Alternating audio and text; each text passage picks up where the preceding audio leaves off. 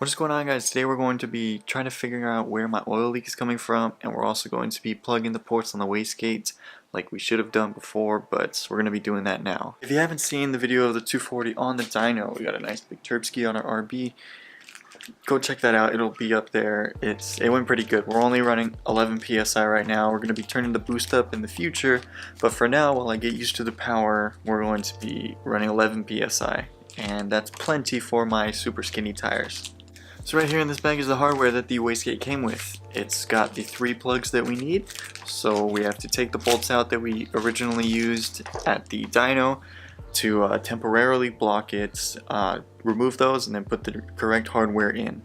So right there is one of the bolts that's on the very bottom, and then up there, just peeking out right there, there's the head of the other bolt that we got to take out, and then we can put our plugs in. I'm going to be removing the wastegate, screamer tube, and all that, and taking the wastegate out to do it because that'll make life so much easier, and it'll give us more access down there because the oil leak is on this side of the motor, and I'm wondering if it's the valve cover gasket or what it is, because it looks like the whole side of the bell housing is wet with oil and the other side is completely dry. So I think that rules out rear main seal. I really hope so, because I do not want to drop the trans just so we can change the rear main seal that I already changed. So now we have our wastegate out.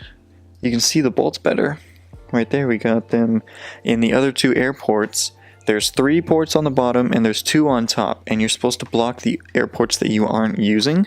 So if you're only using the wastegate spring, you're not using any boost controller, all you have to do is block 2 of the bottom ports. If you are using a boost controller, then you have to block one of the top ports that you aren't using. So it's either this very top one or this one on the side. If you ever do find yourself in a position where you don't have these plugs, you can order them, but for a temporary fix, you can pick up some bolts, and I'll have the thread displayed right here, but it's M10 by 1.00. It doesn't need to go in that far either. We only went in a few threads, as you can see. We just wrapped some Teflon tape, make sure it was airtight, and that was more than enough. Tune it, and it held the pressure within the wastegate, so everything worked good. We could have kept it, but we have the hardware. It came with the wastegate, so we're going to be using it. So I went ahead and I plugged the top hole as well, because we are going to be running that eventually, so let's just get it out of the way and we won't have to worry about losing that. So we've got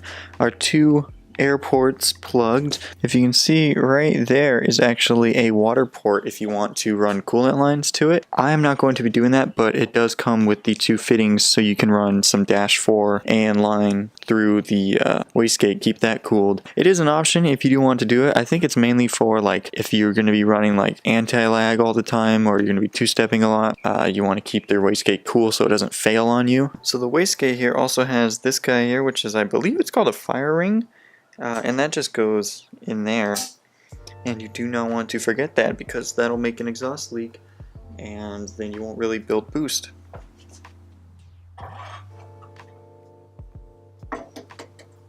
So I also cut the line that we have coming from the turbo to the wastegate, because the way that I had it before when I had it set up, this section was on the turbo. Right here it teed off to the bottom of the wastegate, to the boost controller, and then this line went to the top of the wastegate. Because we're just running wastegate pressure, I'm going to disconnect the boost controller, so I'm pulling this line out, but this section before the T wasn't long enough, so Chris, the tuner, actually gave me some hose to use, and it was super long, and we had it wrapped around the intercooler piping a couple times, but I just cut it off. So we cut all the access off, and I left some slack in it just in case. Everything's good there. We got it all tightened down, and we got the ports in, the wastegate is tightened, we got the V-band good. So now we can start seeing what's going on with the oil leak. So we're now under the 240, and you can see on the trans it's wet right there. There's actually a little like bubble right there, like it's about to drip. So that was what made us think that it's the rear main seal, because that's where it would leak if it was. But if you look over here, it's all wet on that side, and then if I bring you over here, pretty much all dry on this side. So that's what's making me think that it is the valve cover gaskets, because it does go up quite a ways where the engine is wet, only on this side in the back. So I'm now starting to think that it could be the rear main seal, which sucks because that's going to be a bitch, because to replace the rear main seal, the trans has to come out, and then the pressure plate, clutch, and flywheel all have to come off too. So that all has to come off, and then I can pop off the little cover plate, and then I can take the rear main seal out. But that's not going to happen today because I don't want to pull the trans today, and I don't have the gaskets or anything to replace right now. So we'll order them, and when they come in, we'll replace them. We'll go from there and really hope that it's not the rear main seal. But if it is, it is, and we got to deal with it. So once we get the leaks sorted, we're going to do some more pulls, and we'll get some good footage of that, and we'll be able to take the car out even more often once we get an actual hood and we actually do the exhaust. So that's the next big project that we're going to do, is we're going to be making the exhaust. So I want to have it go down, go under, and then I want to get it to poke out of here right in front of the tire. And then we'll put like a plate here, like an aluminum plate or something, or like a carbon plate. I'm not too sure yet. Have the exhaust stick out there, have the little teardrop effect going. I think that would be pretty sweet, and it's a little more incognito compared to straight out the fucking hood. But don't worry, the wastegate is still going to be going out of the hood like this. It's going to change though. It's going to be a little bit different. This was just temporary for dyno day.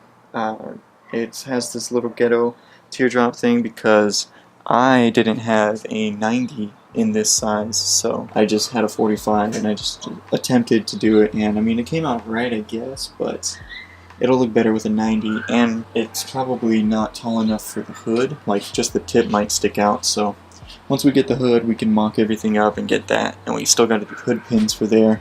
We got to figure out where we're going to put the hood pins. So that is the exhaust plan. That's the next big project for the 240. After that, there's just little things really, so we should get that done pretty quickly. That's the next project. We'll see what happens. I'm most likely going to attempt to exhaust wrap the whole thing. It's going to be a pain in the ass because I didn't have fun exhaust wrapping either of those. Exhaust wrapping an entire exhaust to the back is going to be, it's just going to be annoying. So we'll see how that goes. I'm definitely going to have it exhaust wrapped every part that's visible in the engine bay, just because it looks a lot cleaner. It'll hide the welds, and my stainless steel welds do not look good right now. So we're going to cover them up, and it's good heat management. So that's another plus. Alright guys, I'm going to end the video here. Thank you so much for watching. Please leave a like if you did. Comment down below if you have any other idea where the oil leak could be coming from. It's definitely on the exhaust side of the motor towards the back where the bell housing is. So I think that it's the valve cover gasket or the rear main seal, because it does go up all the way on the motor, but I guess through driving the oil could move up and down. I'm not too sure, so we'll figure it out. But definitely, if you have any ideas, please comment them below, and then hit that subscribe button. I'll see you guys next time. Peace.